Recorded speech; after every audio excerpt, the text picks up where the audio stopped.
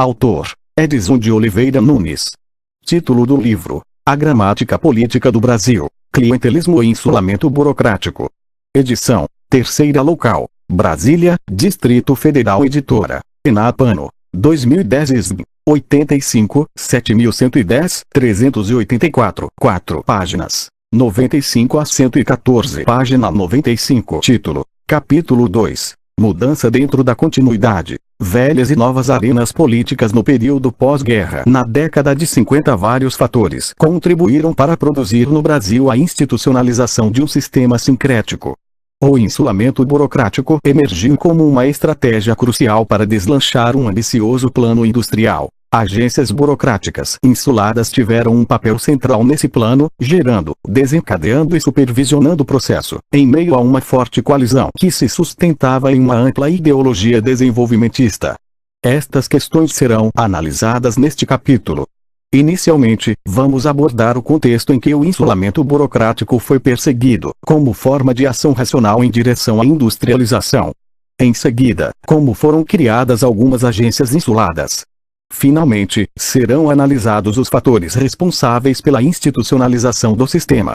Subtítulo: Velhas e novas arenas. Preparando o cenário para a modernização liderada pelo Estado. Se o primeiro governo Vargas, 1937 a 1945, foi um período de construção do Estado, o governo Dutra, 1946 a 1951, sob a dominação do conservador Partido Social Democrático, foi uma época de construção partidária e de políticas econômicas liberais. Não foi criada qualquer agência ligada à política econômica, ao controle ou financiamento da produção industrial, nem mesmo à regulação econômica.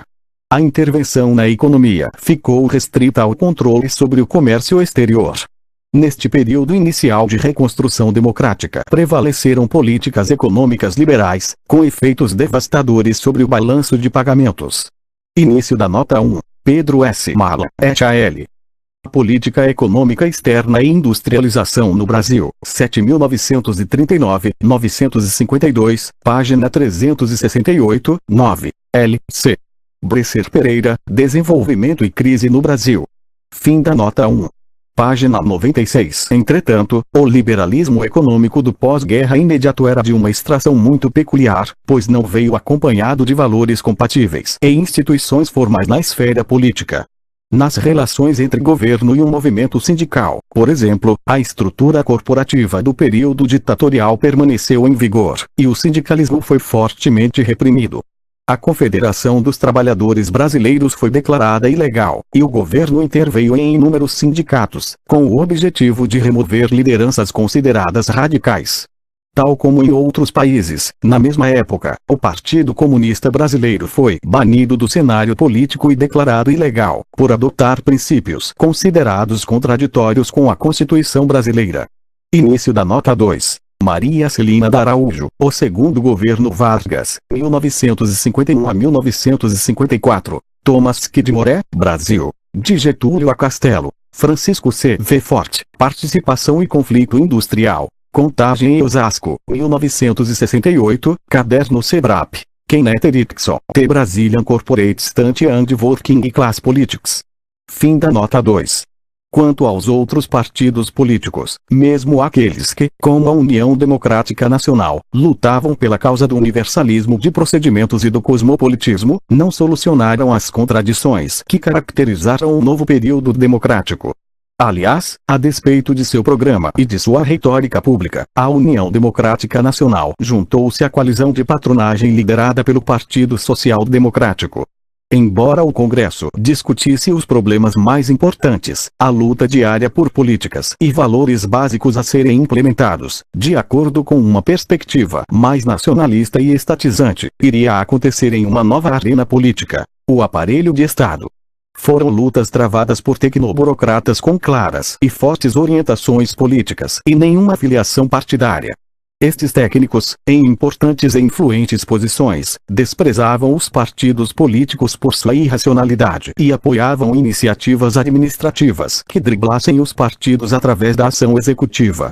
De fato, o intenso crescimento econômico e a industrialização dos anos 50 foram largamente influenciados pela liderança do executivo, e apesar da força política do Partido Social Democrático, o processo de planejamento econômico então desencadeado não confiou nos partidos e não foi controlado pelo Congresso. Como um novo locus para o debate político, a arena estatal tornou-se crucial para as decisões relativas ao caminho a ser seguido pelo desenvolvimento econômico e pela industrialização. Não é fácil, no entanto, determinar o que era velho e o que era novo no cenário nacional. Comparado com a arena estatal, por exemplo, o Congresso e o emergente sistema pluripartidário representavam uma arena nova. Todavia, se o sistema partidário era novo, e o Congresso também representava um novo locus para o debate político após tantos anos de ditadura, a lógica da ação partidária, como vimos no capítulo anterior, não tomou um caminho que a diferenciasse claramente daquela que existira durante a República Velha. De outro lado, a politização das estruturas do Estado destinadas a intervir na economia não eram novas no pós-45. Entretanto, eram novas. Página 96. Tanto a relação com um sistema democrático, regido por partidos políticos, como a existência de um plano industrial equilibrar esta relação com os partidos iria constituir um importante desafio nos anos seguintes. Se a arena estatal permaneceu mais ou menos inerte no primeiro governo pós-45, as estruturas estatais politizadas, que iriam desempenhar um papel crucial nos anos 50, teriam de driblar e superar o sistema partidário e o Congresso. Driblar os partidos foi a principal fórmula utilizada pelas elites desenvolvimentistas. Após a redemocratização, funcionários públicos pró-desenvolvimento enfrentaram um sistema partidário baseado no clientelismo e uma burocracia que aparentemente tinha resistido com sucesso aos esforços universalistas de reforma. Durante o governo Dutra, o departamento administrativo do serviço público foi esvaziado e quase extinto. A industrialização e o desenvolvimento não faziam parte da agenda principal, largamente ultrapassados pela construção dos partidos. Enquanto o Congresso e os partidos estavam ocupados com questões gerais, embora ligadas ao debate político nacional, as políticas redistributivas ou a temas fundamentais, como o problema fundiário, a burocracia insulada dedicava-se à formulação e administração de políticas vinculadas ao processo de industrialização. Este processo, no entanto, só começou nos anos 50. A década de 50 foi um período contraditório no Brasil. Ao lado da política do clientelismo, que atingiu seu apogeu com a coalizão Partido Social Democrático Partido Trabalhista Brasileiro, perfeitamente complementada pela União Democrática Nacional, mecanismos alternativos para canalizar interesses industriais e desenvolvimentistas foram criados e escaparam ao controle da máquina política tradicional. Ao lado de uma ideologia nacionalista quase universal entre as elites, expandiu-se a internacionalização de fato da economia brasileira, bem ilustrada pela indústria automobilística. Uma vez que o sistema partidário e a burocracia tradicional não pareciam dispostos a implementar uma estratégia concertada de desenvolvimento nacional, criou-se um grupo de agências especiais para gerar e administrar políticas desenvolvimentistas. A burocracia insulada produziu incentivos para a importação de capitais e delineou medidas fiscais para expandir a capacidade de investimento do Estado. Investimentos estrangeiros crescentes e gastos públicos, combinados com inflação, forneceram os meios materiais para sustentar o desenvolvimento econômico baseado num conjunto sincrético de instituições políticas. Este sincretismo resultou na permanência do clientelismo em certas arenas políticas, no insulamento de outras, de modo que, página 98, pudessem funcionar à distância do sistema político tradicional, e na manutenção da estrutura corporativa. Início da nota 3. O resultado foi o aparecimento, no corpo administrativo do Estado, de bolsões de eficiência, que tiveram condições, dadas as características do modelo econômico, de assegurar, operacionalmente, o papel do Estado no controle da economia. Cf. Celso Lafer, O Sistema Político Brasileiro, página 67. Fim da nota 3. O uso extensivo de agências estatais insuladas foi uma resposta ao dilema criado pelo imperativo da liderança estatal no desenvolvimento econômico, associado à incapacidade de reformar o aparelho de Estado tradicional, para que ele pudesse desempenhar a função desenvolvimentista. Dadas as circunstâncias concretas do período pós-45, o clientelismo gerou um espaço para o insulamento burocrático, solução que as modernas forças capitalistas encontraram para fugir à dominação política do clientelismo. A administração das políticas econômicas, assim como as decisões estratégicas, acabou sendo feita fora dos órgãos representativos do sistema partidário. Paulo Roberto Motta denominou esta prática de estratégia escapista, através da qual setores dinâmicos da burguesia nacional, associados à tecnoburocracia e aos interesses internacionais, viabilizaram um programa de alargamento da base industrial no Brasil. Início da nota 4. Paulo Roberto Motta, o Grupo Executivo como instrumento administrativo de implementação econômica. Fim da nota 4.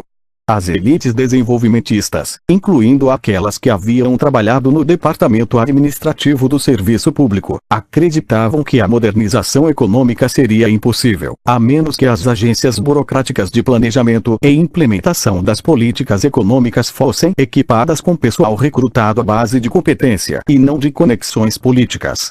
Sua solução para este dilema foi a tentativa de criar agências de formulação de política econômica estável, não sujeita às frequentes mudanças políticas, e proteção da competência e da especialização. Além disso, entendiam que as nomeações para estas agências tinham de ser isentas de fisiologismo. Subtítulo: Insulamento burocrático. A combinação de velhos e novos atores à modernização liderada pelo Estado, tal como ocorrera anteriormente com o Departamento Administrativo do Serviço Público, a Superintendência da Moeda e do Crédito, a Autoridade Monetária Brasileira e embrião do Banco Central, a ser criado depois de 1964. Era uma agência idealizada conscientemente por seus criadores como uma instituição autônoma e com amplo poder de arbítrio. Pedro Correia do Lago realizou um trabalho notável ao demonstrar o processo de insulamento perseguido pela Superintendência da Moeda e do Crédito e as lutas políticas e burocráticas associadas à tentativa da agência de conquistar maior autonomia. Início da nota 5. Pedro Lago, a Superintendência da Moeda e do Crédito como embrião do Banco Central. Sua influência na condução da política econômica, 1945-1965, dissertação de mestrado. Fim da nota 5. A Superintendência da Moeda e do Crédito foi criada pelo Decreto-Lei nº 7.293, de 2 de fevereiro de 1945, quando já se tomava claro que a ditadura terminaria em breve. Seria, página 99, necessário criar instituições capazes de operar no contexto democrático. Otávio Gouveia de Bulhões, então assessor do ministro da Fazenda, propôs a criação da agência no final de 1946, tendo em mente a futura criação de um banco central. Os técnicos associados à criação da Superintendência da Moeda e do Crédito relataram que Bulhões tinha consciência de que o clima de uma democracia bem-sucedida traria dificuldades para a criação de uma agência insulada, tendo em vista as prerrogativas do Congresso e a capacidade do Banco do Brasil de evitar o surgimento de agências que pudessem diminuir seu duplo papel de banco comercial e de autoridade monetária central. Bulhões considerava o Banco do Brasil invencível no Congresso, dado o vasto número de agências que possuía em todo o país e os financiamentos que concedia. Os criadores da Superintendência da Moeda e do Crédito já esperavam que o Congresso rejeitasse qualquer projeto que parecesse prejudicial ao banco e à sua capacidade de implementar programas de crédito considerados cruciais para o poder econômico e político das lideranças locais. Uma nova autoridade monetária poderia, talvez, diminuir o poder dos vários escritórios especiais do Banco do Brasil e poderia dar ainda uma dimensão de centralização, que seria politicamente indesejável pelo banco e pelos partidos políticos. Além disso, o Banco do Brasil possuía um grande trunfo político. Muitos congressistas tinham sido seus funcionários. Bulhões e o economista Eugênio Goodin, os principais arquitetos da Superintendência da Moeda e do Crédito, acreditavam que a futura existência de um banco central dependeria de um longo processo de construção institucional e geração de apoio. Em alguns aspectos, a Superintendência da Moeda e do Crédito teve como modelo o Federal Reserve Bank dos Estados Unidos, cuja autonomia em relação às pressões da política americana tinha a admiração de Bulhões e de Goodin. O grupo de economistas que circulava em torno dos dois defendia uma orientação científica para as políticas econômicas, que conferisse uma dimensão de estabilidade à lógica instável dos interesses políticos. Início da nota 6. Na obra citada, página 9 e segunda-feira, fim da nota 6. O denominado Grupo da Superintendência da Moeda e do Crédito estava mais afinado com as instituições financeiras internacionais, particularmente o Fundo Monetário Internacional. Bulhões e Godin tinha participado da delegação brasileira à Conferência de Bretton Woods e apoiaram as propostas americanas de liberalização do comércio internacional. De acordo com Pedro Malan e Pedro Correia do Lago, o Fundo Monetário Internacional considerava a Superintendência da Moeda e do Crédito uma ilha de racionalidade dentro das instituições políticas brasileiras. Início da nota 7. Na obra citada, página 12. A fonte é Foreign Relations of the US, página 368. Fim da nota 7. A Superintendência da Moeda e do Crédito foi finalmente transformada em Banco Central pelo governo militar em 1964, quando o grupo passou a ter mais poder, tanto dentro do aparelho de Estado como a partir de sua base na Fundação Getúlio Vargas, página 100. O grupo da Superintendência da Moeda e do Crédito desempenhou um papel crucial na formulação de políticas e na criação de instituições econômicas fundamentais no Brasil. Aliás, a Fundação Getúlio Vargas era então presidida por Luiz Simões Lopes, antigo diretor do Departamento Administrativo do Serviço Público nos anos 30. Início da nota 8. René A. Dreyfus, A Conquista do Estado, Ação, Política, Poder e Golpe de Classe, página 77. Fim da nota 8. A autonomia e o poder da Superintendência da Moeda e do Crédito aumentaram e diminuíram durante os anos subsequentes à sua criação, dependendo basicamente do apoio do Presidente da República. A tendência geral, entretanto, era a conquista de um poder de arbítrio sempre crescente sobre áreas cada vez mais vastas, à medida que a Superintendência da Moeda e do Crédito se tomava mais especializada e progressivamente independente do Banco do Brasil. A ideologia econômica da Superintendência da Moeda e do Crédito e dos economistas que compunham o círculo restrito de Bulhões e Godin era ortodoxa e com fortes laços com o Fundo Monetário Internacional e com a Comunidade Econômica Internacional. Início da nota 9. Na obra citada, página 73 e segunda-feira, fim da nota 9. O segundo governo Vargas, 1951 a 1954, trouxe para o primeiro plano a preocupação com o desenvolvimento e a industrialização.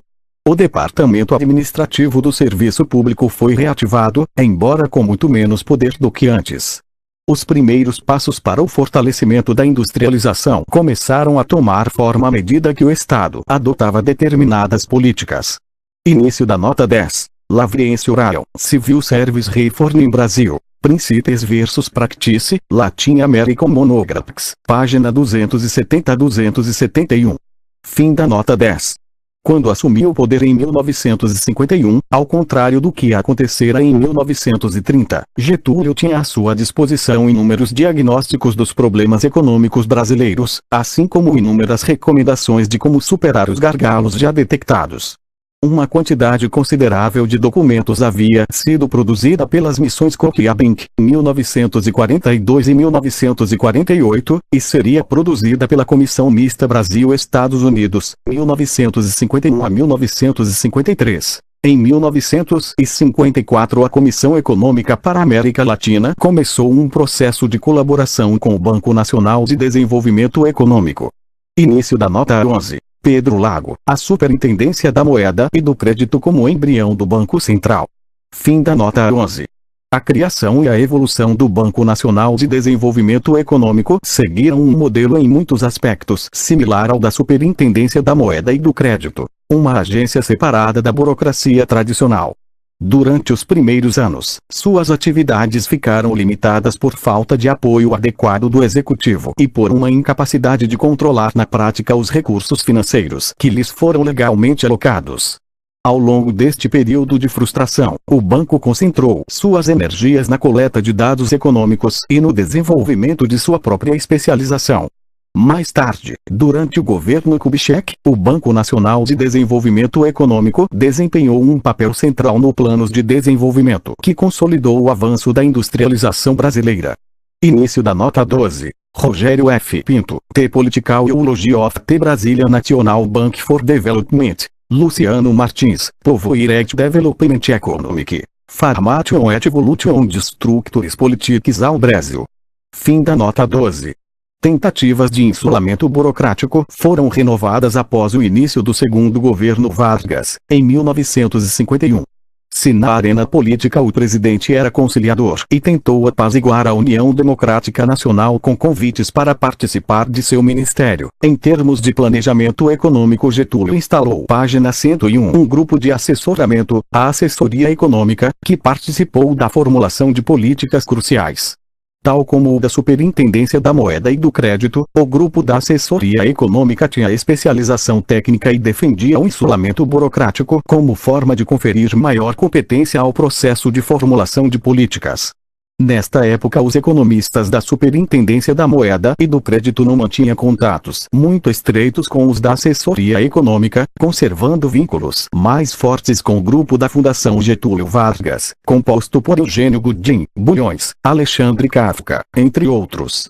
Ao contrário do grupo da Superintendência da Moeda e do Crédito, a Assessoria Econômica, Cleanto de Paiva Leite, Glicon de Paiva, Rômulo de Almeida, Jesus Soares Pereira e outros, concentrava suas atenções na estrutura econômica e nos impactos sociais do crescimento econômico. Se o grupo da Superintendência da Moeda e do Crédito era mais ortodoxo, monetarista e preocupado com temas financeiros, a assessoria pensava em industrialização planejada, políticas de investimento e desenvolvimento econômico. Início da nota 13. Pela primeira vez um governo brasileiro criava um órgão permanente de planejamento encarregado de estudar e formular projetos sobre os principais aspectos da economia do país. Agindo fora das vistas publicitárias e com independência em relação aos interesses político-partidários, esse órgão consegue levar a cabo um trabalho permanente que acaba por conferir ao governo uma orientação administrativa que não poderia ser obtida através de composições partidárias. Enquanto estas refletiam o mundo da barganha e do conflito, a assessoria expressava uma direção definida quanto ao planejamento econômico e quanto a uma forma de atuação do Estado nas questões de economia. Maria Celina da Araújo, o segundo governo Vargas, a obra citada, página 134. Fim da nota 13. A assessoria influiu na formulação de políticas fundamentais e na criação de agências cruciais como a Petrobras, durante o segundo governo Vargas. Além disso, formulou vários outros programas e projetos importantes, tais como a reforma administrativa, a coordenação para aperfeiçoamento de pessoal do ensino superior, o Conselho de Desenvolvimento Industrial, o Banco do Nordeste, o Fundo Nacional de Eletrificação, etc. Mas ainda, a assessoria encarregou-se de dar os primeiros passos para a criação da indústria automobilística no Brasil, participando da implantação, dentro do Conselho de Desenvolvimento Industrial, de um subcomitê encarregado da preparação de projetos para a produção de jipes, caminhões e automóveis no país. Vargas iniciou dessa forma um processo de insulamento burocrático que alterou definitivamente a face do sistema político brasileiro. A assessoria econômica, por seu turno, constituiu o embrião da administração paralela do governo Kubitschek. Início da nota 14. Na obra citada, página 135. José Almeida, a implantação da indústria automobilística no Brasil, página 15. Fim da nota 14. Ao final da década de 40 e início dos anos 50, estas e outras agências, mais ou menos insuladas, permaneceram como enclaves de especialização e bastiões de valores que as distinguiam do restante do sistema político e administrativo. Elas partilhavam um compromisso com a eficiência e com o desenvolvimento econômico nacional, além de certa hostilidade à atividade política. Não obstante, diferiam entre si com relação à ideologia econômica específica, algumas com visões mais ortodoxas e internacionalistas, outras com posições mais nacionalistas. Essas agências interferiam nas decisões sobre políticas em graus diferentes, conforme a época. Sua eficácia podia, página 102, ser minada por falta de apoio do Executivo, pela utilização pelo Presidente da República das posições de chefia nas agências, como recompensa política, ou ainda pelo corte de verbas pelo Congresso ou por um ministério determinado. Entretanto, as agências insuladas desempenharam um papel crucial no processo de desenvolvimento. Sua experiência crítica foi forjada defendendo-se contra a interferência política.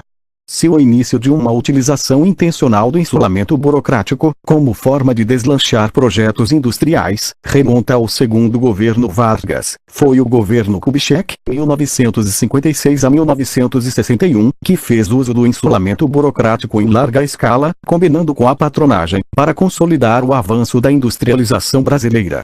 O sucesso de Juscelino foi possível em razão da combinação de estabilidade política na aliança Partido Social Democrático / Partido Trabalhista Brasileiro, fortemente baseada na patronagem, eventualmente suplementada pela União Democrática Nacional, existência de um amplo consenso sobre a necessidade do desenvolvimento nacional, disposição governamental de investir pesadamente em infraestrutura, decisões instrumentais que tiraram vantagem da situação econômica favorável, tanto interna quanto externamente. Sincretismo político, uma ideologia instrumental, decisões instrumentais e recursos econômicos adequados foram os 4 fatores principais que tornaram possível a existência de um sistema híbrido no Brasil. Nele, o corporativismo não desapareceu, o insulamento burocrático progrediu, e o universalismo de procedimentos foi enfatizado em certas áreas e agências. É importante ressaltar que nenhum dos fatores mencionados era desconhecido da sociedade ou da política brasileira. Investimentos estrangeiros estavam presentes no Brasil desde 1500. Decisões instrumentais voltadas para a modernização do país também tinham sido tomadas durante o primeiro governo Vargas. Estabilidade política existira antes, e finalmente o nacionalismo era uma realidade desde a década de 20. Se nenhum desses fatores era totalmente novo para a sociedade brasileira, sua maturação e sua combinação em um sistema sincrético e integrado sofreu um lento processo de maturação e transformação. É essa combinação, e não este ou aquele fator isolado, que constituiu a singularidade do período. E para discutir esse processo, o cenário histórico ideal é o governo Juscelino Kubitschek. Subtítulo: uma ideologia instrumental. O nacional-desenvolvimentismo. A criação de uma arena de insulamento burocrático deve ser compreendida no contexto da emergência da ideologia do nacional-desenvolvimentismo. Página 103. A consciência do atraso econômico brasileiro já existia há longo tempo. Nas décadas de 20 e 30 vários autores afirmavam a necessidade de se modernizar o país, de se criar uma ordem burguesa não particularista ao lado de um sistema político não oligárquico baseado no domínio público. Início da nota 15. Vanderlei Guilherme dos Santos, Ordem Burguesa e Liberalismo Político. Fim da nota 15. O movimento em prol da modernização do país ganhou um grande alento a partir da Revolução de 30. A despeito das frequentes dúvidas sobre o processo, os mecanismos que deveriam ter sido utilizados, e sobre os agentes da modernização, há um razoável consenso de que a oligarquia rural e a ordem particularista por ela mantida impediam a modernização. Ao mesmo tempo, a ausência de uma burguesia ascendente tornava especialmente difícil a proposta de criação de uma nova ordem pública baseada em valores burgueses. Frequentemente, era sugerido que o Estado deveria ser o substituto funcional da burguesia na criação do Brasil moderno. Com alguma frequência, um autoritarismo instrumental, para tomar emprestado a expressão de Vanderlei Guilherme dos Santos, era prescrito como um meio mais apropriado para se criar a nova ordem. O dilema vivido pelos intelectuais era intenso, uma vez que eles advogavam a criação de uma ordem burguesa mesmo na ausência de uma burguesia sólida. Início da nota 16. Na obra citada, página 103. Fim da nota 16. A Segunda Guerra Mundial acentuou a consciência da vulnerabilidade do país. A dependência da exportação de produtos primários gerou enorme incerteza sobre o futuro e novas discussões sobre a necessidade de se industrializar o país. Alguns anos mais tarde, a Guerra da Coreia, que muitos temiam se transformasse em uma nova guerra mundial, aumentou a ansiedade sobre o futuro do país. A consciência do atraso econômico e da necessidade de se alterarem os rumos econômicos do Brasil atingiram uma massa crítica. Início da nota 17. Quanto à importância da consciência do atraso econômico para o processo de desenvolvimento, a referência obrigatória é Alexander Gershekron, Economic Baclavardinese in Historical Perspective. No contexto latino-americano, com ampla referência ao Brasil, ver Albert Hirschman, Habeas Corpus. Para o contexto brasileiro, são úteis as seguintes referências: Caio Navarro Toledo, Instituto Superior de Estudos Brasileiros. Fábrica de Ideologias. Gabriel Cohn, Petróleo e Nacionalismo. Hélio Jaguaribe, O Nacionalismo na Atualidade Brasileira. Nathaniel Leff, Economic Policy Making and Development in Brasil. Mônica Pimenta Veloso, O Mito da Originalidade Brasileira, dissertação de mestrado. W.G. dos Santos, Ordem Burguesa. Sérgio Miceli, Intelectuais e Classe Dirigente no Brasil, 1920 a 1945. Miriam L. Cardoso, Ideologia do Desenvolvimento. Brasil, JKJQ. Fim da nota 17. Getúlio e sua assessoria econômica constituíram um foco central inicial de preocupações nacionalistas e desenvolvimentistas. Vera Alice C. Silva, por exemplo, estabelece uma distinção entre o nacionalismo como ideologia e como estratégia para sustentar opções desenvolvimentistas. A utilização de uma estratégia nacionalista por Getúlio e por Juscelino garantiu amplo apoio político para o processo de mudança econômica e industrialização intensiva, desencadeado nos anos 50. Vargas e seus conselheiros econômicos adotaram um programa de nacionalismo pragmático como estratégia básica para o desenvolvimento econômico. Início da nota 18. Vera Alice C. Silva, Os Técnicos no Governo Vargas, 1951 a 1954. Desenvolvimento e Nacionalismo, página 13 e 11. Fim da nota 18. O desenvolvimentismo tornou-se uma questão central, tanto para a esquerda como para a direita.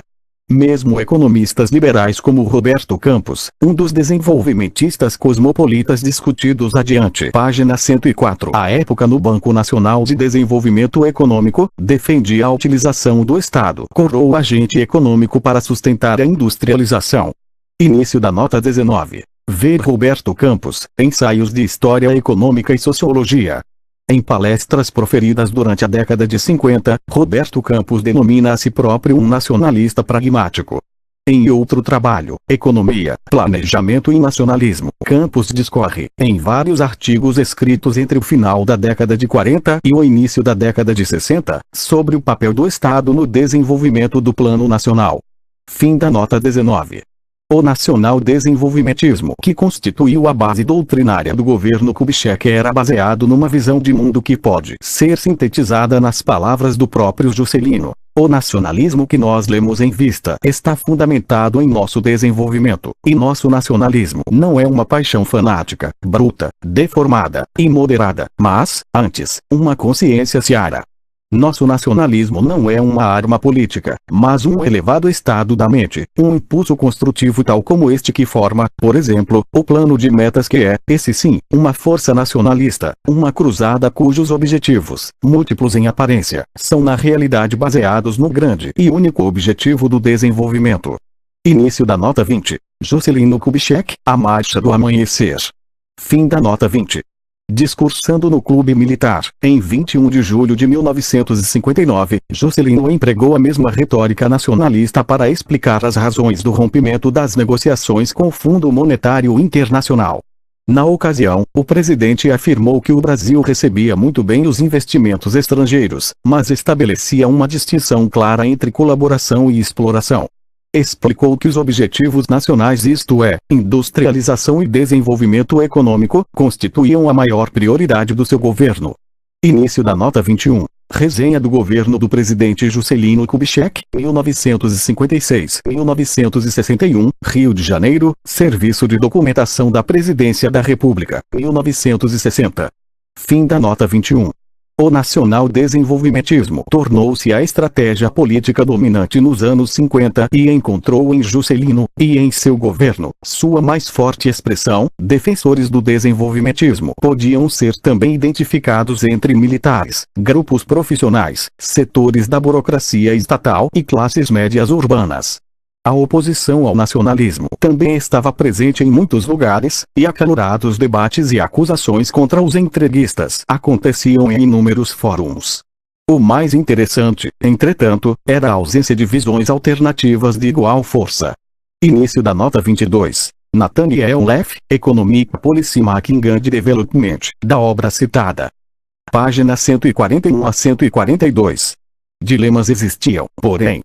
para uma descrição do dilema ideológico dentro das Forças Armadas e a luta interna que este dilema causou no clube militar. Ver Antônio Carlos Peixoto, Le Clube Militar et les affrontements au sein des Forces Armées, 1945 a 1964, em Alain Rouquier, Or. Les partis militaires ao Brasil. No geral, a visão de mundo dominante no período pode ser resumida através da seguinte expressão de Mané Galvez, claramente ajustada à ideologia do momento. No Brasil, como na maior parte dos países subdesenvolvidos, esta perspectiva protecionista, esta reação que nós chamamos defesa contra as forças que vêm de fora, tem se tomado suficientemente definitiva. Este é, em nossa visão, o ponto principal da lógica do nacionalismo. Nós estamos convencidos que o mais significativo conteúdo do nacionalismo é o que trata a política de industrialização. Nós estamos convencidos que um conjunto de princípios doutrinários que em algum sentido governa as relações econômicas no mundo são, como o padrão ouro, um instrumento a serviço das economias dominantes. Organizações como o Acordo Geral de Tarifas e Comércio usam esse conjunto de princípios como base de suas políticas e ações em relação aos membros, países, especialmente os subdesenvolvidos. Nós chegamos, desse modo, ao entendimento de que o nacionalismo é uma corrente de pensamento unida ao desenvolvimento econômico. Ver Mané Galvez, Nacionalismo e Desenvolvimento Econômico, Revista Econômica Brasileira. Fim da nota 22. Durante os anos 50, muitos daqueles que tinham tido experiência prévia trabalhando com a Comissão Mista Brasil-Estados Unidos, com a Missão ABINC, com o Grupo Comissão Econômica para a América Latina / Banco Nacional de Desenvolvimento Econômico, com a Assessoria Econômica e em missões diplomáticas, começaram a ocupar posições cruciais no aparelho de Estado e a buscar estratégias racionais de desenvolvimento. Início da nota 23. René A. Dreyfus, A Conquista do Estado. Fim da nota 23. A despeito do consenso existente a respeito da percepção de que o desenvolvimento era a meta principal, as opiniões se dividiam quando se tratava de escolher uma estratégia de desenvolvimento a ser seguida. O grupo concentrado na superintendência da moeda e do crédito privilegiava a liberalização do comércio, estimulando investimentos estrangeiros e limitando a intervenção do Estado na economia. Outros, incluindo Celso Furtado, técnicos do Banco Nacional de Desenvolvimento Econômico e antigos membros da Assessoria Econômica, defendiam a intervenção. Página 105. Estatal, controles mais rígidos sobre o capital estrangeiro e estímulo à indústria nacional. Na verdade, um amálgama destes dois pontos de vista antagônicos constituiu a base do processo de formulação da política econômica, na maior parte da década de 50. Mais importante ainda, as discrepâncias deram lugar a um resultado mais estatizante durante a intensa industrialização dos anos Juscelino Kubitschek. O sincretismo político dos governos Vargas e Kubitschek incluiu a habilidade em juntar técnicos com visões antagônicas e fazê-los funcionar a contento sob o guarda-chuva dominante do nacional-desenvolvimentismo. Este sincretismo no interior do núcleo técnico do aparelho de Estado foi brilhantemente analisado por Lourdes Sola. Seu estudo demonstra vários pontos cruciais para o meu argumento. Primeiro, documenta a emergência do que denominei nova arena para a política, a arena estatal, onde técnicos disputavam concepções políticas e implementações de políticas alternativas. Os técnicos não constituem um grupo de pressão no sentido tradicional, tampouco constituem uma tecnocracia. Suas ações técnicas eram totalmente politizadas dentro desta nova e não convencional arena política. Início da nota 24. Lourdes Sola, The Political and Ideological Constraints to Economic Management in Brasil, 1945 a 1963, tese de doutorado, página 130 a 131. Fim da nota 24. Segundo, utilizando entrevistas pessoais com vários técnicos importantes, Lourdes Sola demonstra que a politização do núcleo técnico da arena estatal excluía, explicitamente, qualquer filiação a partidos políticos, em razão da natureza clientelista e elitista da estrutura partidária. Tal como afirmavam os entrevistados, como técnicos em fins, eles perseguiam certos objetivos, isto é, o desenvolvimento, enquanto que os partidos estavam mais interessados nos meios para exercer o controle político e a patronagem. Os técnicos eram profissionais bem-sucedidos em seus próprios campos e evitavam ligações com empresários, militares e jornalistas. A despeito do consenso sobre o desenvolvimento como meta, existiam profundas diferenças nas concepções dos técnicos. Aprofundando a discussão de uma tipologia elaborada por Hélio Jaguaribe em 1962, Lourdes Sola distingue entre desenvolvimentistas cosmopolitas e nacional-desenvolvimentistas. Os primeiros enfatizavam a necessidade de colaboração com o capital estrangeiro em grau maior do que faziam os nacionalistas. Inicialmente, os nacionalistas se reuniam em torno da assessoria econômica, com a qual eram mais identificados. Já os cosmopolitas se agrupavam em torno da Superintendência da Moeda e do Crédito e da Comissão Mista Brasil-Estados Unidos e eram mais identificados com esses dois organismos. Cosmopolitas e nacionalistas discordavam, também, acerca do grau de interferência do Estado no processo de desenvolvimento econômico. Mas, página 106, os cosmopolitas estavam divididos internamente. Aqueles que defendiam a estratégia de uma taxa acelerada de crescimento e de industrialização, os cosmopolitas desenvolvimentistas, apoiavam também uma presença mais forte do Estado no processo. Concluindo, o nacional-desenvolvimentismo forneceu uma base para a formulação de políticas e para um sentido de desígnio, sob a dominação dos nacionalistas pragmáticos. Esta estratégia nacionalista não excluía o capital estrangeiro, na medida em que este contribuiu para a verticalização do processo de industrialização no Brasil. Subtítulo: Decisões instrumental e recursos econômicos crescentes. A despeito do tom nacionalista, as políticas governamentais estimularam os investimentos estrangeiros na indústria, basicamente através da regulamentação das taxas de câmbio e das tarifas alfandegárias, além das políticas comerciais. As políticas comerciais do pós-guerra sofreram variações consideráveis e são caracterizadas por vários estágios. Até 1947 não houve qualquer restrição às importações. As reservas cambiais eram abundantes e disponíveis para transações. O cruzeiro estava supervalorizado e manteve-se no mesmo patamar de antes da guerra, ou seja, 18,50 cruzeiros por dólar. A taxa de câmbio vigente não estimulava as exportações e acentuou a demanda por produtos importados. A Guerra da Coreia, 1950 a 1953, funcionou como um estímulo adicional à demanda maciça por importações, enquanto um sistema de controle administrado pela Carteira de Exportação e Importação do Banco do Brasil tentava freá-las. Os controles sobre as importações foram impostos por causa dos desequilíbrios gerados pela supervalorização do cruzeiro e a consequente dissipação das reservas cambiais. Estes controles tinham como objetivo conter os desequilíbrios. Embora os problemas do balanço de pagamento não tivessem sido resolvidos pelo controle sobre a importação, esta política teve como consequência inesperada o favorecimento da industrialização por substituição de importações. No entanto, a industrialização ainda não era uma meta, uma vez que a política comercial daquele período refletia apenas as reações governamentais aos problemas do balanço de pagamentos. Como estes problemas persistissem, em 1953 foi implantado um novo sistema, que consistia em múltiplas taxas de câmbio aplicadas a diferentes produtos. A moeda estrangeira tornou-se disponível para importações, página 107, através de leilões semanais. Criado pela Instrução 70 da Superintendência da Moeda e do Crédito, este sistema funcionou como uma desvalorização de fato do cruzeiro para importações. Ele também carreou para o governo os lucros inesperados oriundos das importações e eliminou as pressões para corrupção administrativa na concessão de licenças. Início da nota 25. Lincoln Gordon, United States Manufacturing Investment in Brazil. The Impact of Brazilian Government Policies. Dreyfus, A Conquista do Estado, documenta este processo de uma maneira crítica. Outras referências a este ponto deveriam incluir Maria Vitória Benevides, a União Nacional Desenvolvimentista e o Denismo. Luciano Martins, Povo Irect Development, uma lista de participantes na missão ABINC e nas comissões conjuntas Brasil-ETM encontra-se em Pedro Malan et al.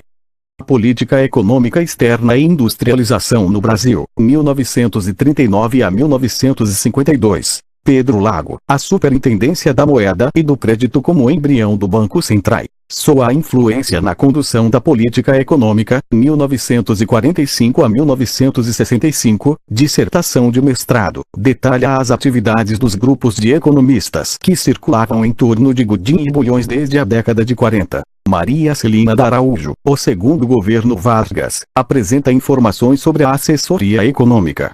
Talvez a melhor e mais completa análise uma sobre o papel dos técnicos, e da busca por estratégias de desenvolvimento, encontra-se em Lourdes Sola, The Political and The Ideological Constraint. Fim da nota 25.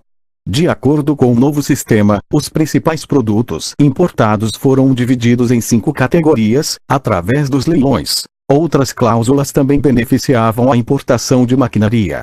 Este novo sistema consolidou mais adiante uma reserva de mercado para a industrialização por substituição de importações, porque taxou pesadamente as importações não cruciais. O sistema também funcionou como um subsídio implícito aos bens de capital e aos insumos industriais básicos, dadas as taxas de câmbio mais baixas atribuídas a estes itens. Início da nota 26. Carlos Lessa, 15 anos de Política Econômica, Cadernos do Instituto de Filosofia e Ciências Humanas.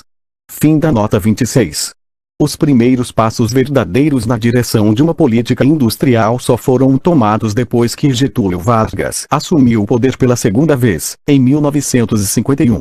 De 1952 em diante foram feitos vários ajustes fiscais, que geraram recursos adicionais para o Estado e criaram melhores condições para o investimento em infraestrutura. Início da nota 27. Desde 1952 vários ajustes fiscais foram feitos. Elevação dos impostos sobre combustíveis, que provia recursos para planos de estradas de ferro. O adicional sobre imposto de renda promovia as bases para a criação do Banco Nacional do Desenvolvimento, e a reforma da substituição da Instrução 70 da Superintendência da Moeda e do Crédito é a retomada pelo governo dos ganhos sobre importações. Para maiores detalhes ver Carlos Lessa, 15 anos, e Lincoln Gordon, United States Manufacturing Investment. Fim da nota 27. Após o suicídio de Vargas, e antes da eleição de Juscelino, houve um breve período de políticas de estabilização mais ortodoxas, sob a liderança de Eugênio Goodin e do grupo da Superintendência da Moeda e do Crédito. Este grupo estava mais claramente ligado ao Fundo Monetário Internacional e impôs políticas recessivas a fim de controlar a inflação e administrar os problemas do balanço de pagamentos. Terminado este curto interregno, a estabilização tornou-se um objetivo secundário no governo Juscelino Kubitschek. A sustentação da atividade econômica pelo Estado transformou-se numa pedra de toque e a redução da demanda foi desestimulada. Juscelino, entretanto, foi beneficiado por uma medida formulada e implementada pelo grupo da Superintendência da Moeda e do Crédito, a famosa Instrução 113 de 1955, que permitia às empresas estrangeiras a importação de bens de capital e equipamentos sem cobertura cambial, mas a permissão só era dada para conjuntos completos de equipamentos. As condições criadas pela Instrução 113 foram consideradas mais favoráveis pelos investidores que as da Instrução 70. Se estes escolhessem os termos da Instrução 70, deveriam injetar dólares no Brasil, a taxas do mercado paralelo, para adquirir licenças de importação nos leilões, a taxas mais altas. Início da nota 28. A Instrução 70 culminou com a luta entre a Carteira Exportação e Importação do Banco do Brasil e a Superintendência da Moeda e do Crédito. O enorme déficit de 1952 tomou claro que o comando nas mãos da Carteira Exportação e Importação do Banco do Brasil não foi suficiente para controlar o fluxo de importações.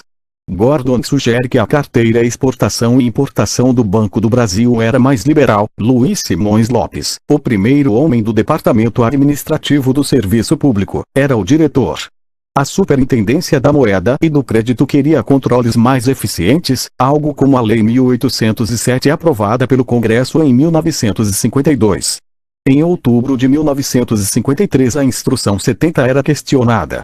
Alguns autores insistem que a Carteira Exportação e Importação do Banco do Brasil não controlou o déficit devido à corrupção. Fischlove concorda que a corrupção existia. Entretanto, ele argumenta que a extensão, segundo a qual a Carteira Exportação e Importação do Banco do Brasil seria a única responsável pelo déficit, tem sido exagerada. Fischlove argumenta, ainda, que a extinção da Carteira Exportação e Importação do Banco do Brasil e a criação da Carteira de Comércio Exterior do Banco do Brasil era uma indicação de que o governo queria frear a corrupção. Ver Pedro Lago, a Superintendência da Moeda e do Crédito como embrião do Banco Central. Albert Fischlow, Foreign Trade Regimes and Economic Development, Brasil, Special Conference Series on Foreign Trade Regimes and Economic Development, Carlos Manuel Pelages, História da Industrialização Brasileira, Crítica à Teoria Estruturalista no Brasil. Fim da nota 28.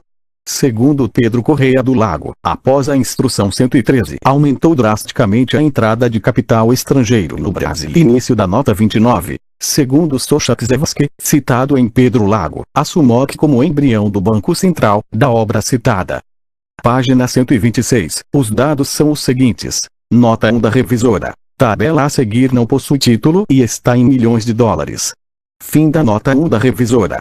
Início da descrição. Ano 1952, entrada 129, saída 33.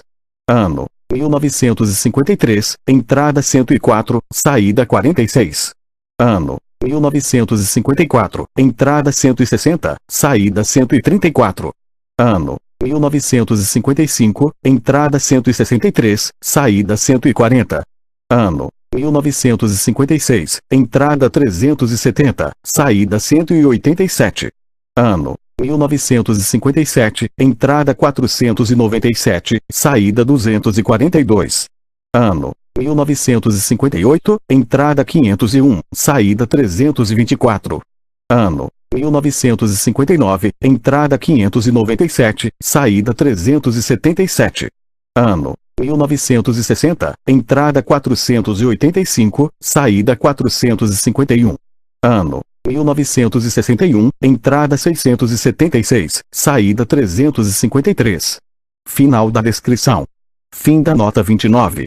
Exceto pela curta passagem de Godin pelo Ministério da Fazenda, 25/08/54, 12:04 e 55 segundos, os anos 50 consagraram políticas econômicas não ortodoxas e conflitos com o Fundo Monetário Internacional, finalmente repudiado por Juscelino.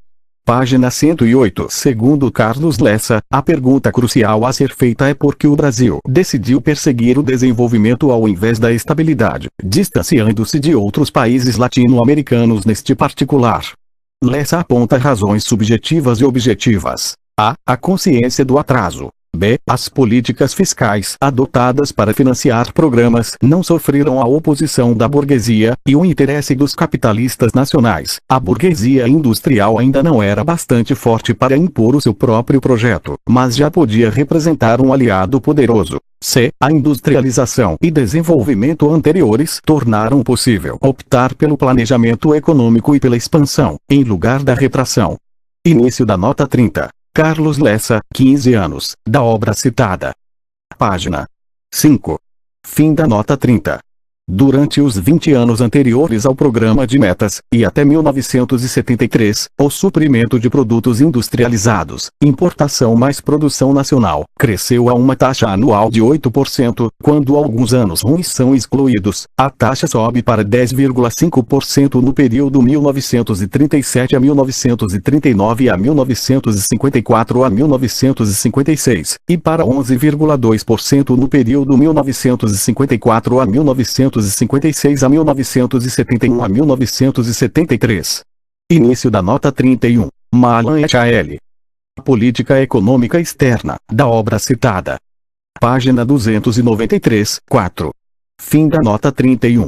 O crescimento industrial foi especialmente rápido durante a década de 40, período em que o Brasil atingiu o ápice da denominada fase da substituição de importações. O Produto Interno Bruto cresceu a uma taxa anual de 7,1% no período 1947 a 1961. Nos anos 50, e particularmente entre 1956 e 1961, foi completada uma parte substancial da fase difícil da industrialização por substituição de importações. Início da nota 32. Pedro Malan, Regis Bunelli et al. Crescimento econômico, industrialização e balanço de pagamentos. O Brasil dos anos 70 aos anos 80. Fim da nota 32. Subtítulo: Sincretismo político no governo Juscelino Kubitschek. O impressionante processo de desenvolvimento deslanchado no governo Juscelino Kubitschek deve ser entendido no contexto de uma situação política na qual as várias gramáticas que caracterizaram o sistema político brasileiro foram habilmente combinadas. A coalizão entre o Partido Social Democrático Oligárquico e o Partido Trabalhista Brasileiro Populista resultou na eleição de Juscelino Kubitschek para a presidência da República em 1955. A despeito de pertencer ao Partido Social Democrático, conhecido por seus vínculos rurais, Juscelino iniciou um ambicioso programa, sob a égide do Programa de Metas, que enfatizava a energia elétrica, a construção de rodovias, o desenvolvimento da indústria automobilística, a construção naval, a criação de uma nova capital e a autossuficiência em petróleo. O plano concentrava-se em propostas que tinha como objetivo aumentar o crescimento econômico e garantir o controle nacional sobre a exploração dos recursos naturais. Medidas de bem-estar social vinham em segundo plano. O Partido Trabalhista Brasileiro estava representado na coalizão pelo vice-presidente João Goulart.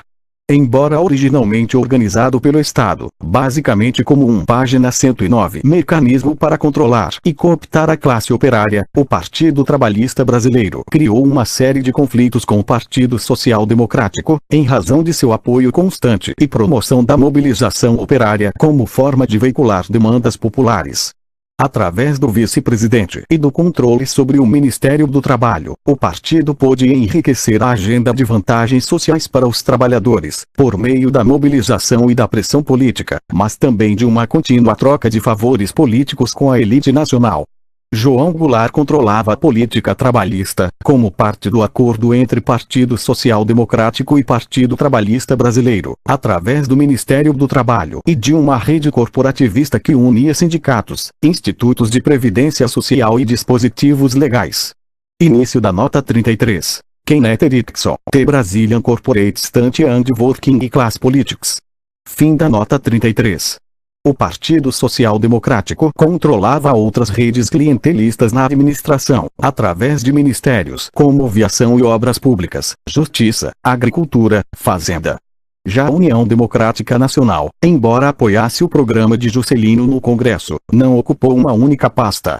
Este foi o governo em que o Partido Social Democrático ocupou o maior número de ministérios. Início da nota 34. Lúcia Lipi de Oliveira, Partidos Políticos Brasileiros. O Partido Social Democrático, dissertação de mestrado, página 59. Mesmo incompletos, como a própria autora assinala, os dados indicam um modelo altamente sugestivo de distribuição de ministérios por partidos. Ver tabela 2 no capítulo 4. Fim da nota 34. Uma vez obtida a aprovação do Planos de Metas no Congresso, o presidente conseguiu criar um espaço de manobra para sua implementação, precisamente em razão do bom funcionamento da coalizão partidária. Sua estratégia consistiu em evitar negociações sobre vários detalhes para a execução do programa. Não obstante, inúmeras questões específicas iriam requerer aprovação do Congresso, uma vez que nem todos os recursos estavam reservados e dependiam do orçamento anual. Além disso, um certo número de outras importantes medidas tinham de ser votado pelo Legislativo em áreas como créditos especiais, taxação e outras. Início da nota 35. W.G. dos Santos, Centralização Burocrática e Renovação das Elites, página 140. Fim da nota 35. O apoio do Congresso foi obtido através de coalizões entre os 4 maiores partidos: Partido Social Democrático, Partido Trabalhista Brasileiro, União Democrática Nacional e Partido Social Progressista. Vanderlei Guilherme dos Santos verificou que em 42% de todas as votações os 4 maiores partidos votaram juntos. Quando se coloca o Partido Social Democrático no centro da coalizão de apoio, em 84% dos casos ele contou com a adesão de pelo menos 2 dos maiores partidos. E para decisões que concediam créditos especiais ao Executivo, indispensáveis para a implementação do programa de metas, 72% foram apoiadas pelos 4 partidos. Início da nota 36. Na obra citada, página 142 a 143. Fim da nota 36. Em contexto de intensa mobilização econômica, o clientelismo era a principal força e a principal fraqueza do sistema partidário. O clientelismo fortalecia o sistema na medida em que, dada a interpenetração das agências burocráticas tradicionais e os partidos, estes sempre tinham acesso a recursos para trocar por apoio. Mas o clientelismo era também uma fraqueza porque, dada a insistência na manutenção da política clientelista e sua gramática estabilizadora da troca generalizada, os partidos não chegaram a lidar efetivamente com a área crucial da política econômica. Página 110. Básica, criando assim um espaço no qual o executivo pôde manobrar autonomamente e promover o insulamento burocrático para atingir suas metas de desenvolvimento. As agências encarregadas do desenvolvimento econômico precisavam de dois recursos para levar seus planos efetivamente adiante: pessoal competente e capital suficiente. Juscelino Kubitschek imaginou maneiras de providenciar ambos e utilizou o privilégio do executivo para preencher os cargos na burocracia insulada sem adotar qualquer procedimento formal. Os grupos executivos foram compostos com pessoal requisitado à Superintendência da Moeda e do Crédito, à Carteira de Comércio Exterior do Banco do Brasil Sociedade Anônima, ao Banco Nacional de Desenvolvimento Econômico, ao Departamento Administrativo do Serviço Público, aos ministérios etc. O Banco Nacional de Desenvolvimento Econômico participou da preparação do programa de metas sob a direção de Roberto Campos, seu superintendente à época, e de Lucas Lopes. Início da nota 37. Rogério Feital Pinto, The Political Ecology of the Brazilian National Bank for Development. Celso Lafer, The Planning Process and the Political System in Brazil. A Study of Kubitschek's Target Plan, 1956 a 1961. Fim da nota 37. Em parte, ao requisitar os funcionários mais competentes dos vários órgãos, Juscelino contornou não só a burocracia tradicional, mas também qualquer tipo de universalismo de procedimentos porventura existente. 38. Início da nota 38. Se examinar o governo Kubitschek, que é um ponto alto do processo de substituição de importações e, por esta razão, pode ser visto como paradigmático das potencialidades da República Populista, chega-se à conclusão de que o programa de metas pôde ser implementado, do ponto de vista administrativo, graças ao uso que o governo fez de órgãos como o Banco Nacional do Desenvolvimento, o Banco do Brasil, a Superintendência da Moeda e do Crédito, onde a diluição do sistema de mérito não tinha ocorrido, ou então de novos órgãos, como por exemplo os grupos executivos, para os quais se drenou, através da requisição, a competência disponível no serviço público. Estes órgãos, que em conjunto se transformaram numa administração paralela, tiveram sucesso, conforme tentei demonstrar com algum rigor analítico e outras oportunidades, dada a sua situação estratégica na manipulação dos incentivos e instrumentos instituídos ou empregados pelo programa de metas, que ampliou a racionalidade das experiências anteriores do Estado no controle da economia. Cf. Celso Lafer, O Sistema Político Brasileiro, página 67. Fim da nota 38. Do ponto de vista econômico, o plano altamente vitorioso de Juscelino repousa em 4 pontos fundamentais. A. Um tratamento favorável ao capital estrangeiro. B. A participação da administração pública direta no processo de formação de capital interno. C. A canalização de investimentos privados para áreas pouco atraentes, mas consideradas estratégicas pelo programa, através de incentivos fiscais e empréstimos sob condições especiais. D. Uma forma não ortodoxa de tratar a estabilização econômica, pela manipulação de altas taxas de inflação, 20%, o que levou o programa a absorver a poupança.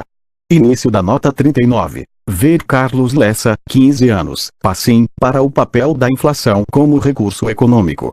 Ver também Albert Hirschman, Journée Tovar de Progress, para um argumento mais geral sobre o papel da inflação no planos de desenvolvimento. Fim da nota 39. O governo Juscelino Kubitschek criou instrumentos altamente flexíveis para gerir o programa de metas. Recursos financeiros não sujeitos a cortes orçamentários foram alocados a agências governamentais semi-autárquicas, para facilitar a realização das metas propostas. Início da nota 40. Celso Lafer, The Planning, da obra citada. Página 117. Fim da nota 40. Aquelas que dependiam dos esforços do setor privado foram sustentadas por uma combinação de vários estímulos e subsídios, sob a coordenação dos grupos executivos, que analisavam projetos, tomavam decisões e providenciavam financiamento rápido. Esses grupos eram compostos por representantes de várias agências governamentais e dos interesses privados. Antes da criação dos grupos executivos, um projeto industrial era interminavelmente retido, enquanto tramitava pelos canais burocráticos. Segundo Paulo Roberto Mota, o projeto de uma nova fábrica tinha de ser analisado pela Carteira de Comércio Exterior do Banco do Brasil Sociedade Anônima para se verificar a existência ou não de similar nacional. Em seguida, o Ministério da Guerra avaliava suas implicações para a segurança nacional e, finalmente, a Carteira de Câmbio do Banco do Brasil verificava a disponibilidade de moeda estrangeira e o que mais, página 111, fosse necessário, dada a natureza do projeto. Início da nota 41. Paulo Roberto Mota, o Grupo Executivo como instrumento administrativo de implementação econômica. Fim da nota 41. Além do longo tempo perdido no atoleiro burocrático, os projetos não eram examinados como um todo pelas agências interessadas em sua execução. Mais ainda, a seleção dos projetos a serem apoiados era muito difícil, porque cada agência utilizava diferentes critérios para avaliá-los. A ausência de uma perspectiva única e global entre as agências tornava extremamente complicada a implementação de um projeto nacional de desenvolvimento industrial. As mais importantes decisões instrumentais do governo Juscelino Kubitschek, do ponto de vista da administração econômica, envolveram a criação dos grupos executivos e do Conselho de Desenvolvimento, este instalado por Juscelino no dia seguinte à posse, com a tarefa de coordenar os esforços de planejamento. Na verdade, a criação deste conselho visava contornar as ineficiências da burocracia tradicional. Uma das mais sérias insuficiências da máquina administrativa era a inexistência de um órgão não burocrático capaz de coordenar as medidas econômicas exigidas pelo programa de metas. As atividades de rotina podiam ser realizadas pela administração, mas um plano inovador como aquele requeria estruturas mais dinâmicas, e este papel foi destinado ao Conselho de Desenvolvimento. Era composto por ministros de Estado, os chefes dos gabinetes civil e militar, os presidentes do Banco do Brasil e do Banco Nacional de Desenvolvimento Econômico, e era assessorado por uma secretaria executiva, não burocrática, que tinha à sua disposição especialistas do setor público e do setor privado. Início da nota 42. Resenha do governo do presidente Juscelino Kubitschek, tomo 11, página 19. Fim da nota 42. Um fator crucial para o sucesso dos grupos executivos foi o de que o planejamento era feito pelas mesmas pessoas que teriam de implementá-lo. Início da nota 43. Bergsman, página 82. Fim da nota 43. Para qualquer projeto, se houvesse necessidade de concessões tarifárias, de construção de estradas ou de facilidades de qualquer espécie, todas as agências relevantes estavam à mão para uma decisão rápida. As empresas participantes negociavam diretamente com aqueles que detinham o real poder de decidir e implementar. Um ponto que deve ser enfatizado é o de que os grupos executivos foram criados por decreto, o que alijava a intervenção do Congresso. Início da nota 44. Maria Vitória Benevides, o governo Kubitschek, página 229. Fim da nota 44. O Grupo Executivo para a Indústria de Construção Naval ilustra bem a eficiência e a rapidez com que se moviam estas novas burocracias insuladas. O Grupo Executivo para a Indústria de Construção Naval foi criado por decreto em 13 de junho de 1958, depois que o Congresso aprovou a criação do Fundo de Marinha Mercante, Lei nº 3.381, de 24 de abril de 1958. Um segundo decreto, de 9 de julho, estabelecia as diretrizes básicas para a implementação de uma indústria de construção naval. 2 dias depois, o Grupo Executivo para a Indústria de Construção Naval começou a expedir resoluções, página 112, fixando normas para a nacionalização da construção naval, para a elaboração de projetos de estaleiros, para estimular a construção naval e para a concessão de subsídios cambiais para a importação de equipamentos. Em 30 de agosto, a Resolução 458 do Grupo Executivo para a Indústria de Construção Naval estabelecia um cronograma para a apresentação de projetos específicos. Em 25 de novembro o grupo já tinha aprovado o projeto de expansão do estaleiro da Companhia Comércio e Navegação, Estaleiro Mauá, de Niterói, Rio de Janeiro, e o projeto de constituição do estaleiro Ishikawajima, no Rio de Janeiro, então Distrito Federal. Em 27 de janeiro de 1959 foi aprovada a instalação do estaleiro Verume, em Angra dos Reis, Rio de Janeiro. Nos 6 meses seguintes foram aprovados 7 novos projetos. Esta velocidade na aprovação e implementação de projetos de desenvolvimento não tinha precedentes no Brasil. Início da nota 45. As fontes usadas para as atividades do GEICOM são do Arquivo do Sindicato da Indústria Naval e do Serviço de Documentação, Comissão da Marinha Mercante. Ver análises e perspectivas da indústria naval e Grupo Executivo da Indústria da Construção Naval, um plano em marcha. E síntese cronológica do governo Kubitschek, Serviço de Documentação da Presidência da República. Fim da nota 45. Ao mesmo tempo em que se apoiava nas agências insuladas para realizar as tarefas do desenvolvimento, Juscelino utilizava a política tradicional de empreguismo para consolidar apoio político. Protegia as agências insuladas e lhes garantia acesso aos recursos, enquanto geria o resto do sistema político de modo a reduzir potenciais contestações às metas desenvolvimentistas e às suas formas de alcançá-las. Juscelino impediu que o Departamento Administrativo do Serviço Público realizasse concursos para o serviço público, com a justificativa de que era um processo muito caro, mas ele próprio é acusado de ter feito perto de 7.000 nomeações políticas, apenas no primeiro ano de governo. Entretanto, a maior parte delas foi feita por João Goulart nos Ministérios do Trabalho e da Agricultura e em suas autarquias, principalmente os institutos de previdência, beneficiando principalmente o Partido Trabalhista Brasileiro. No final de seu mandato, Juscelino Kubitschek tentou assegurar a presença de seus aliados na administração, garantindo assim sua lealdade política, através de um grande número de nomeações apressadas. A imprensa estimou em 15.000 essas nomeações, enquanto o governo, através do Ministério do Trabalho, afirmou que não passaram de 4.436, sendo 1.657 por concurso. As restantes 2.779 eram nomeações clientelistas. Início da nota 46. Carlos Veríssimo Amaral, as controvertidas nomeações para a Previdência Social em 1963. Um estudo de caso, em Carlos V. Amaral e Kleber Nascimento, Política de Administração Pessoal. Estudos de 2 casos, Cadernos de Administração Pública, Lavrence Graham, Civil Service Reform in Brasil. Principes versus Practice, Latin American Monographs, página 284. A despeito das tentativas, durante anos, de reforma do serviço público e da retórica moralizadora de muitos governantes, somente 12% dos empregados de todo o serviço público tinham sido admitidos sob as bases do mérito no final da década de 50. Segundo o Censo dos Servidores Públicos de 1966, somente 12,93% dos servidores tinham sido admitidos, até 1966, sob as bases do mérito. Cf.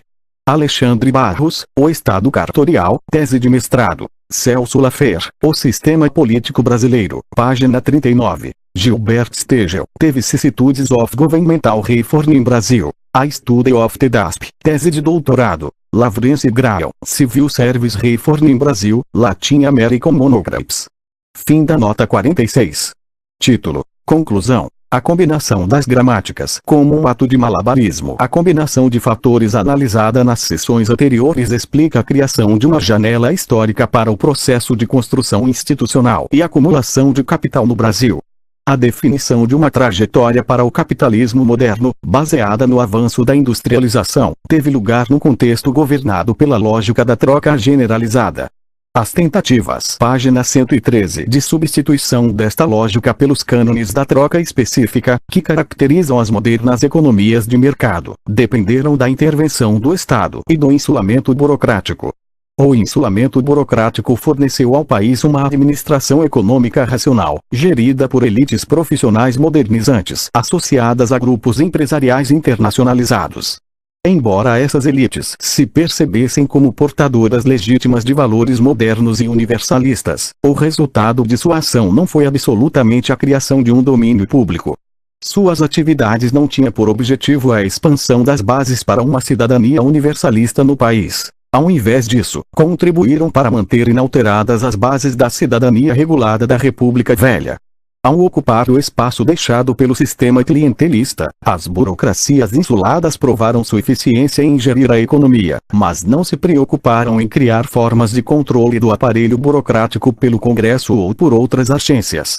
Os anéis burocráticos que ligam a burocracia técnica à burguesia internacional foram intensificados, e a burocracia insulada se distanciou da República, tal como as instituições políticas clientelistas tinham feito no passado. A manutenção de um sistema como aquele era um ato de malabarismo. Primeiro, o sistema era complexo e caro. Complexo, porque requeria capacidade organizacional para se comunicar de maneira igualmente eficaz em gramáticas políticas conflitantes. Isto é, diferentes organizações públicas tinham de ser capazes de se comunicar com grupos e forças sociais com interesses muito distintos e que se comportavam de acordo com lógicas diferentes e frequentemente contraditórias. Ao mesmo tempo em que o Partido Trabalhista Brasileiro, o Ministério do Trabalho e o vice-presidente João Goulart controlavam a política trabalhista e a mobilização operária, tornando-se mais nacionalistas, esquerdistas, pressionando pela adoção de políticas redistributivas, os grupos executivos fortaleciam seus laços com capitalistas nacionais e estrangeiros e davam passos concretos para a internacionalização da economia brasileira e a acumulação de capital. Mas o sistema de patronagem era caro. Sua manutenção envolvia frequentemente a alocação de recursos públicos em investimentos com baixa taxa econômica de retorno, mesmo que pudessem gerar benefícios sociais e certamente benefícios eleitorais. Era ainda caro, porque o investimento rápido e concentrado em gigantescos projetos de infraestrutura demandavam maiores gastos públicos.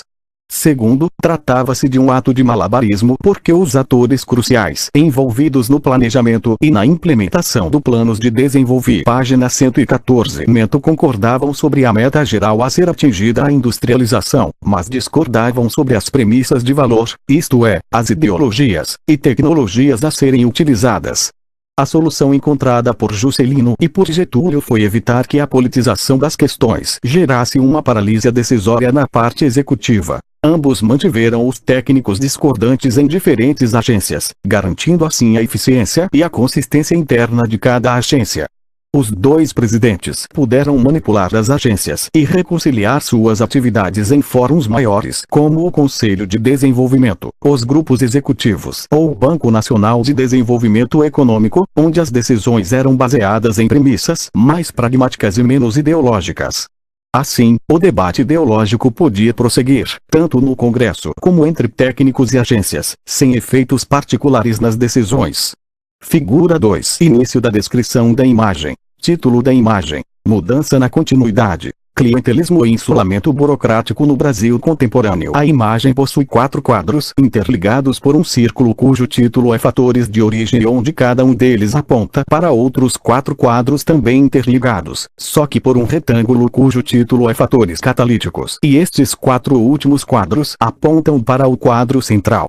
O quadro 1 na parte superior esquerda do círculo possui o seguinte conteúdo: Clientelismo/corporativismo, Partido Trabalhista Brasileiro, Partido Social Democrático Coalizão, mais União Democrática Nacional, Populismo, papel do Ministério do Trabalho.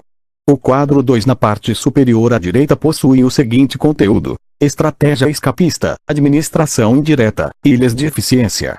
O quadro 3 na parte inferior esquerda do círculo possui o seguinte conteúdo: Investimento externo, direto, gastos públicos, industrialização prévia, incentivos econômicos, inflação. O quadro 4 na parte inferior direita do círculo possui o seguinte conteúdo: Nacional desenvolvimentismo, antitradicionalismo, industrialização. O quadro 1 aponta por meio de uma seta para o quadro 5 com o seguinte conteúdo: Estabilidade, política baseada em liberdades democráticas. O quadro 2 aponta, por meio de uma seta, para o quadro 6, que possui o seguinte conteúdo: Decisões instrumentais. O quadro 3 aponta, por meio de uma seta, para o quadro 7, cujo conteúdo é Recursos econômicos. O quadro 4 aponta, por meio de uma seta, para o quadro 8, cujo conteúdo é Ideologia instrumental. Todos os quadros 5, 6, 7 e 8 apontam para o quadro 9, que está no centro da imagem e possui o seguinte conteúdo: Sistema sincrético, clientelismo e insulamento burocrático. Fim da descrição da imagem.